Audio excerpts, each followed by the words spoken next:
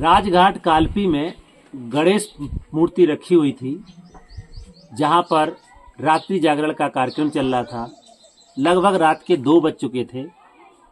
2 बजे वहीं पास में एक दुकान खुली थी, जहां पर एक दलित लड़का दुकान पे सीढ़ियों पे चढ़ के सामान लेने लगता है।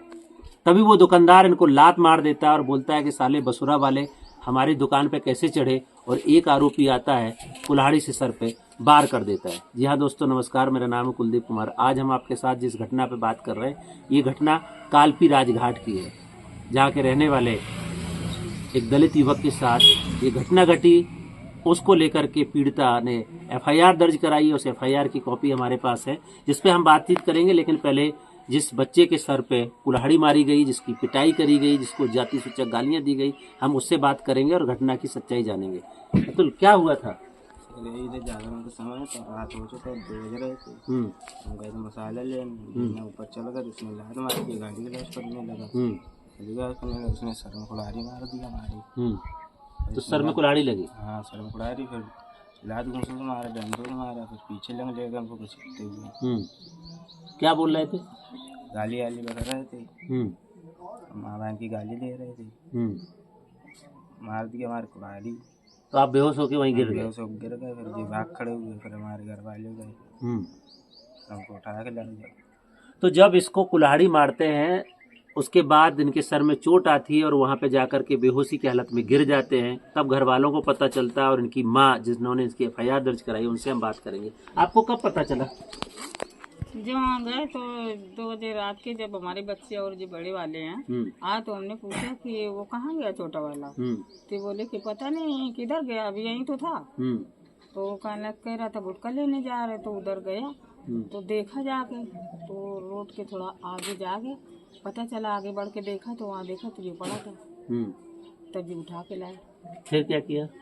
फिर उठा के लाए तो हम लोग ले गए उधर अस्पताल ले गए। तो वहाँ से थोड़ा टेंट वेंट करके और उधर उरई भेज दिया। उरई में जो कुछ किया तो सिटी स्कैन हुआ नहीं, और बोले कि कुछ बल ज्यादा हुई नहीं। वो क्या किया था, एक्सरा किया था। एक्सरा किया, फिर हम इसको हैदर ले गए कान के लिए। फिर कानपुर से सिटी स्कैन करवाया, इलाज करवाया। फिर 2 महीने तक इलाज चलता रहा, करवाते रहे। तो जब ये घटना घट गई, आप वो उसमें गए, इलाज कराया, पुलिस के पास कब गए? पुलिस के पास तो उसी रात में गए थे। तो पुलिस ने क्या बोला? पुलिस आई यहाँ पे? पुलिस कहने लगी, आते ही रहे, बोलते कि वो मिल ही नहीं रहा। वो कहने लगा कि हमने सीओ साहब को फोन किया, कागज आगज सब सीओ साहब के पास चले गए थाने से। तो हमने फोन किया कि सीओ साहब कुछ हुआ ही नहीं है, ना पकड़े गए और ना कुछ हुआ इनके साथ। तो कहा कि वो जब आए तो बताना। तो वो लड़का तो इधर था नहीं, भगा दिया था। अब हम कब बताएं कि कहाँ आया कि नहीं आया। वो लड़का छिपा छिपा अपने नाते रिश्तेदारी में फिरता रहा। काफी दिन जब होली पड़ी तो वो आया, अपने रुकता रहा। तो बच्चों से हमने बोला कि कोई बोलना नहीं, किसी से अगर बोलोगे तो वो तो यही चाहते हैं कि हम भी बराबरी का केस हो जाएगा, क्रॉस केस कर दे। हाँ, किसी से कुछ नहीं बोलना, जो होना होगा तो होगा, नहीं ठीक है। हम लोगों ने तो बर्दाश्त कर लिया, कोई मिल जाएगा उनको बराबरी का। तो हम लोग कुछ किसी से कुछ नहीं कहा। तो आप यहाँ पे बसोर समुदाय से आते हैं, ये पूरा मामला जाति का है, क्योंकि उसके साथ वो सीढ़ियों पर नहीं चढ़ता तो घटना नहीं होती। क्या माहौल है यहाँ? जातिगत भेदभाव कैसे होता है? छुआछूत होती है? होती है। किस तरह से? बहुत ज्यादा चलती है।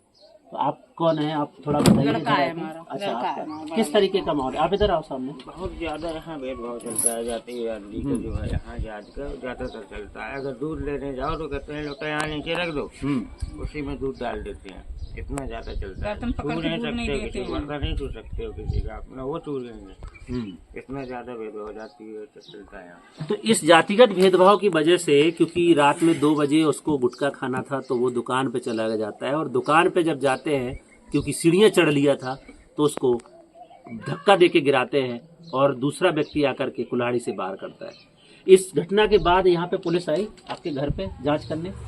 उतने समय आई थी जब हम लोग यहाँ से चले गए थाने, तो वहाँ से उतने समय आई थी पुलिस। और भी जो गाड़ी आती है गश्त को, वो भी देखा था। तो देख रहे थे सब, उनके सामने लड़के को लेके गए थे। लड़के वो बोले कि गाली गलौज नहीं, जे कुछ नहीं करो, इससे कुछ नहीं होगा। सीधा चलो, इसको पहले देखो चल के। बिल्कुल। इसको देखो, हम इसके चक्कर में पड़े रहे, इसको दिखाते रहे। कितने दिन इलाज चला, कितना खर्चा आया?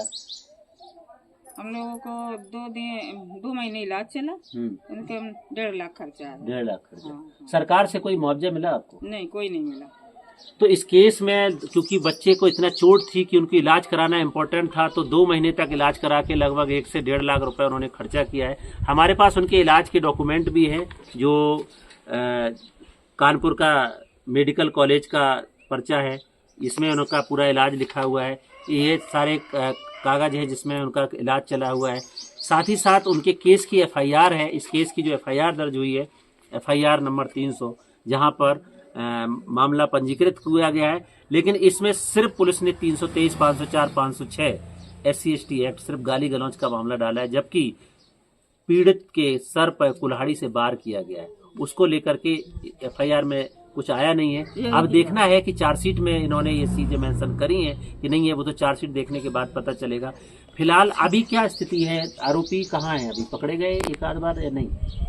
हम एक बार भी नहीं पकड़ा गया। कोई नहीं पकड़ा गया? नहीं पकड़ा गया। तो आप क्या चाहती हैं इस केस में? आप कि दूसरे लोगों से कहते थे कि जो तुम्हारा खर्चा आया है वो तो ले लो, और नहीं तो उतना तुम वहीं दे देंगे पैसा कोर्ट में।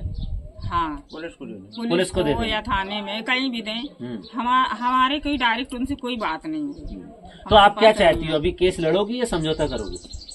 हम तो भाई समझौता करना होता सर तो अभी तक कर लेते। बिल्कुल लड़ेंगे जी, न्याय के लिए लड़ेंगे ना, न्याय के लिए। समझौता नहीं करेंगे। अब समझौता हम कर लेते, कैसे करें? क्या आप क्या राय देते हैं? वही मैं तो इस केस में समझौता होता ही नहीं है। SC/ST कानून में कहीं नहीं लिखा है कि समझौता करना है। आपको सरकार से वकील मिलेगा, आपको न्याय के लिए लड़ना है, सरकार आपको सहायता करेगी, क्योंकि ये सम्मान की लड़ाई है ना? क्योंकि हमारी तरफ तो आपकी मांग क्या है? आप क्या चाहती हो? आज आपकी कहानी, आपका स्टेटमेंट रिकॉर्ड किया जा रहा है, आप क्या चाहते हो? आपकी मांग क्या है? क्या होता है खुद ही समझ सकते हैं जो अपनी। तो आप क्या चाहती हो आपके लड़के की? आपका क्या मांग है? आप क्या चाहते हो?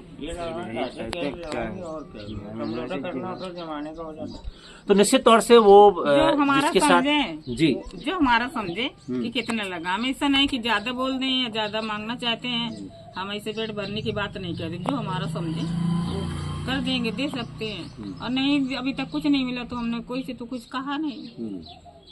लेकिन न्याय के लिए लड़ना चाहते हैं। न्याय के लिए लड़ना चाहते हैं। 1.5-2 लाख रुपए तो हमारे लग ही गए यार। तो इसमें जो पीड़ित है वो 1.5 से 2 लाख रुपया खुद इलाज में खर्च कर चुके हैं।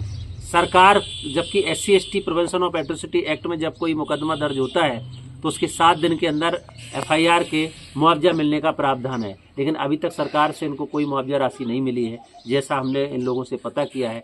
चार्जशीट भी लगी कि नहीं लगी, क्योंकि पीड़ित के पास चार्जशीट की कॉपी नहीं है। सितंबर से लेकर के अब तक लगभग 6 महीने से ज्यादा का समय हो चुका है, 9 महीने हो चुके हैं।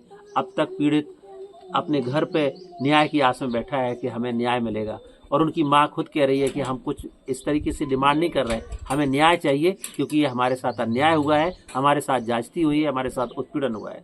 अब देखना ये है कि इनको न्याय कब तक मिलेगा, क्योंकि ये FIR दर्ज हो चुकी है, पीड़ित ने समझौता किया नहीं है। केस कोर्ट में ट्रायल पे जाएगा, दलीलें होंगी, उसके बाद तय होगा कि कितना आरोप किसने किया है। आरोपी फिलहाल खुले तौर पे घूम रहे हैं। मेरी अपील है कि सबसे पहले उन आरोपियों को पकड़ के जेल भेजा जाए, ताकि पीड़ित में के अंदर जो डर का माहौल है वो खत्म हो और पीड़ित न्याय के लिए अपनी लड़ाई लड़ पाए। आज की कहानी में इतना ही, कल फिर मिलेंगे, तब तक के लिए नमस्कार, जय भीम, जय संविधान।